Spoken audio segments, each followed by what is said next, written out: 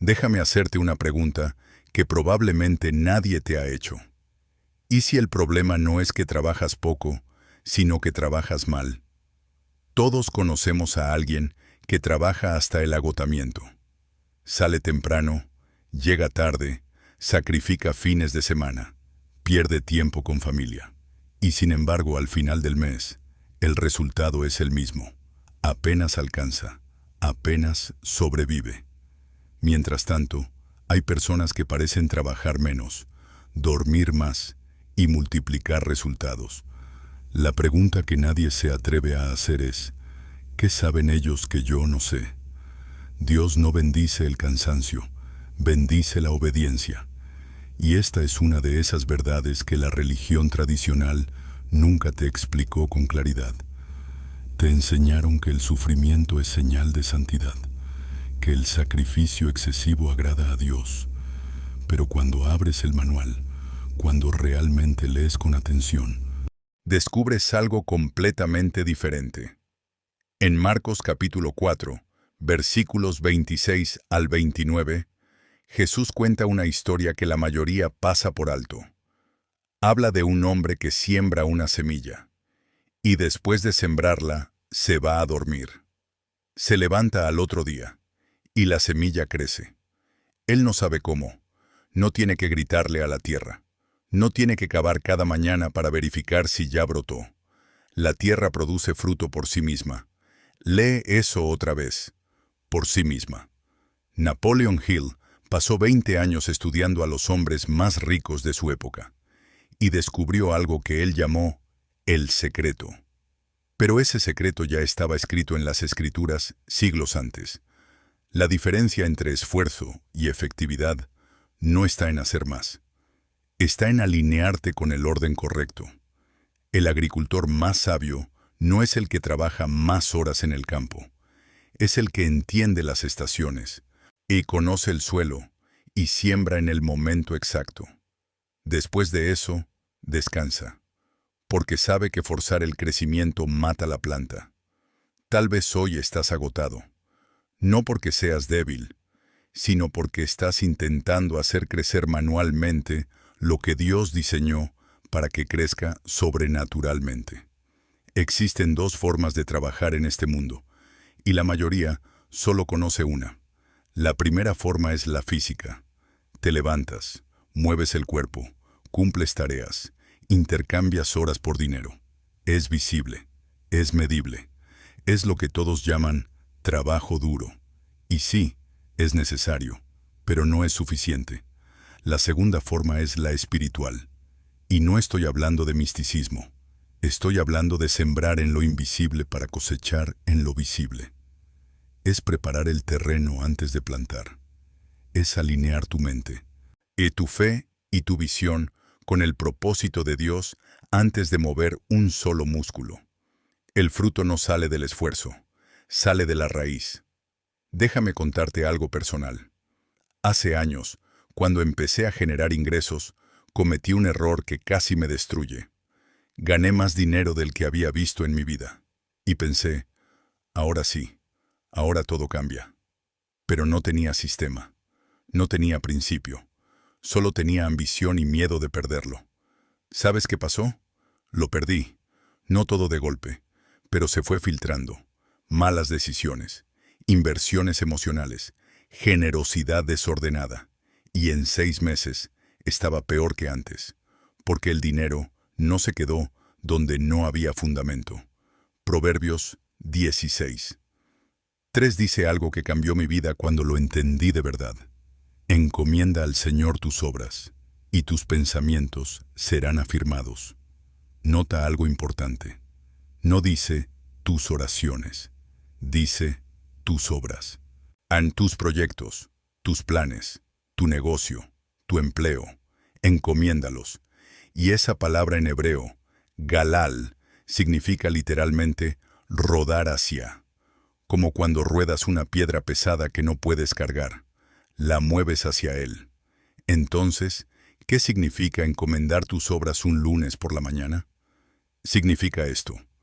Antes de abrir el correo, antes de revisar pendientes, antes de entrar en modo ejecución, te detienes y dices, Señor, esta semana no es mía, es tuya. Estos proyectos no son míos, son tuyos. Si hay algo que debo hacer, muéstramelo. Si hay algo que debo soltar, dame paz para dejarlo ir. Eso no es misticismo, es gestión espiritual. Napoleon Hill lo llamó Definite Chief Aim, un propósito definido que gobierna todas las decisiones. Pero él descubrió que los hombres más exitosos no elegían ese propósito solos, lo descubrían, como si alguien más grande ya lo hubiera escrito. Cuando alineas tu trabajo con ese diseño original, algo cambia.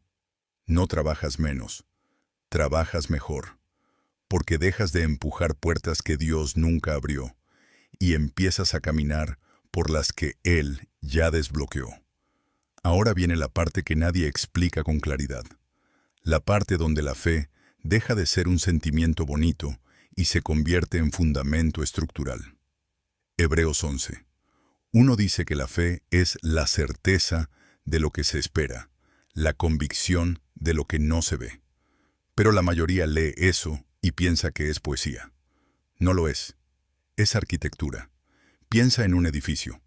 Antes de que exista, alguien lo ve en planos. Lo dibuja. Lo calcula. Determina dónde irán las columnas. Cuánto peso soportarán. Cómo fluirá el agua. Todo eso existe primero en la mente del arquitecto. Y cuando él presenta esos planos a un inversionista, ese inversionista tiene que tener fe. Fe en que lo que está viendo en papel se convertirá en acero y concreto. Eso es exactamente lo que Dios hace contigo. Te muestra el plano. Te revela el diseño. A veces en oración. A veces en una idea que no te deja dormir. A veces en una puerta que se abre sin que la hayas tocado. Y te dice, esto es lo que vamos a construir juntos. La fe no es creer que Dios puede. Es actuar como si ya lo hizo. Pero aquí está el problema. La mayoría de las personas confunden fe con deseo. Desean un mejor trabajo. Desean más ingresos. Desean estabilidad. Pero deseo sin fundamento es solo ansiedad disfrazada de esperanza. La semilla más cara que siembras no es tu dinero. Es tu atención. Napoleon Hill hablaba de la autosugestión y la práctica de repetir afirmaciones hasta que el subconsciente las acepte como verdad. Y sí, funciona. Pero Pablo en Romanos 12:2 fue más profundo. Transformaos por medio de la renovación de vuestra mente. No se trata de convencerte de algo. Se trata de desinstalar lo viejo y permitir que Dios programe lo nuevo. Entonces, aquí tienes un ejercicio. Ahora mismo. Detén el video por 10 segundos después de esta frase. Pregúntate, ¿en qué estoy poniendo mi atención diaria? ¿En el problema o en el principio? ¿En lo que falta o en lo que Dios ya proveyó? 10 segundos. Hazlo. ¿Lo hiciste? La mayoría no lo hará. Y esa es exactamente la razón por la que la mayoría no cambia. Porque incluso cuando se les da el mapa, prefieren seguir perdidos antes que detenerse a leerlo. La semilla no discute con el suelo. No le pregunta cuándo va a brotar. No analiza las probabilidades de éxito. Solo hace lo que fue diseñada para hacer. Absorber, germinar, crecer. Y tú fuiste diseñado para lo mismo. Pero mientras sigas tratando de controlar el proceso, mientras sigas desenterrando la semilla cada semana para verificar si ya tiene raíces, matarás lo que Dios ya está gestando. La fe es soltar el control, no para ser pasivo, sino para ser obediente. Porque Dios no te pide que hagas su trabajo, te pide que hagas el tuyo y confíes en que Él hará el suyo. Y justo aquí es donde la mayoría se sabotea sin darse cuenta. Existe una mentira que la cultura religiosa ha vendido durante siglos. La mentira del sacrificio noble. La idea de que mientras más sufres, más agradas a Dios. Mientras más te privas, más espiritual eres. Mientras más te sacrificas, más mereces. Pero Jesús dijo algo radicalmente diferente en Mateo 11:28 al 30. Venid a mí todos los que estáis trabajados y cargados, y yo os haré descansar. Llevad mi yugo sobre vosotros, porque mi yugo es fácil, y ligera mi carga. Espera. ¿Fácil? ¿Ligera? Si tu vida cristiana se siente como una carga insoportable, si tu trabajo se siente como una maldición, si cada día es una batalla agotadora sin victoria, no estás llevando el yugo de Cristo, estás llevando uno que tú mismo te pusiste. No estás esperando un milagro, estás posponiendo una decisión, la decisión de soltar, la decisión de dejar de demostrarle a Dios que eres digno, la decisión de dejar de ganar tu bendición con esfuerzo, cuando Él ya la compró con gracia. Conocí a alguien hace unos meses. No voy a dar nombres, pero esta persona trabajaba 14 horas al día, 7 días a la semana. Oraba, ayunaba, daba su diezmo, y seguía quebrado, física, emocional y económicamente quebrado. Le pregunté, ¿por qué trabajas así? Y me respondió, porque así honro a Dios, con mi esfuerzo. Le dije, ¿y si Dios no te pidió ese esfuerzo? ¿Y si lo que Él te pidió fue obediencia, no sacrificio? Algo se rompió en su mirada. 3 meses después, cambió. No porque trabajara menos, sino porque dejó de trabajar desde el miedo. Empezó a trabajar desde el diseño. Identificó qué era suyo hacer y qué era de Dios. Y en 6 meses, triplicó resultados trabajando la mitad del tiempo. Porque finalmente entendió que Dios no necesita mártires, necesita mayordomos. Aquí están las señales de alarma. Si te identificas con alguna, detente y revisa. Señal 1. Te sientes culpable cuando descansas. Señal 2. Mides tu espiritualidad por tu agotamiento. Señal 3. Crees que si no está difícil, no es de Dios. Esas 3 señales no vienen de la Biblia. Vienen del orgullo, del deseo inconsciente de ser el héroe de tu propia historia. Pero tú no eres el héroe. Él lo es. Y cuando finalmente aceptas eso, cuando sueltas la capa de Salvador y tomas el delantal de servidor, todo cambia. Porque el esfuerzo correcto no te agota, te expande. Entonces, ¿cómo se ve esto en la práctica real?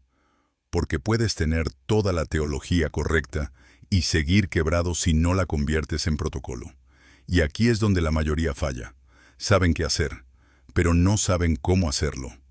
Déjame darte 3 pasos, no 7, no 10, 3. Porque lo simple se ejecuta, lo complicado se pospone. Paso 1. Identifica tu semilla. Lucas 16:10 dice, el que es fiel en lo muy poco, también en lo más es fiel. Tu semilla no es lo que deseas tener, es lo que ya tienes en la mano hoy. Tal vez son $100, tal vez es una habilidad, tal vez es tiempo libre, tal vez es una conexión. No importa qué tan pequeña sea, si está en tu mano, es una semilla. La pregunta no es, ¿cuándo tendré más? La pregunta es, ¿qué hago con esto ahora? Si tienes $100 y los guardas por miedo, acabas de plantar miedo, y el miedo no da fruto, da ansiedad. Si tienes $100 y los inviertes con propósito, ya sea en educación, en herramienta, en generosidad estratégica, acabas de plantar fe, y la fe siempre multiplica. Paso 2. Siembra donde Dios te indique, no donde todos siembran. Proverbios 3, 5 al 6 dice, confía en el Señor con todo tu corazón, y no te apoyes en tu propia prudencia. Reconócelo en todos tus caminos, y Él enderezará tus veredas. La mayoría siembra donde es seguro, donde todos siembran, donde no hay riesgo. Pero Dios muchas veces te va a pedir que siembres en lugares que no tienen sentido lógico, en personas que nadie más ve, en proyectos que parecen locos, en territorios donde no hay garantía. Y ahí es donde se separa el mayordomo del empleado. El empleado dice, muéstrame primero el resultado y luego invierto. El mayordomo dice, si tú lo dijiste, yo lo hago, aunque no entienda. Cuando tienes $1000, la tentación es aferrarte, controlar, asegurar. Pero si Dios te dice, da $200 a esa persona, y tú obedeces, acabas de activar una ley espiritual que la economía natural no puede medir. Cuando tienes $10,000, la tentación es mayor, porque ahora el miedo tiene más argumentos. Pero la pregunta sigue siendo la misma. ¿Quién gobierna tu dinero? ¿El miedo o la fe? Paso 3. Gestiona el crecimiento antes de que llegue. Aquí está el error que yo cometí y que te conté antes. Muchos están pidiendo más sin estar listos para administrar lo que ya tienen.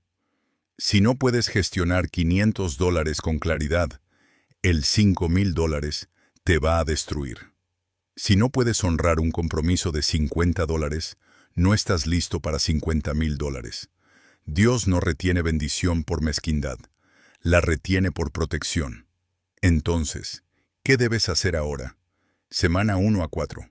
Audita todo. Cada gasto, cada ingreso, cada compromiso.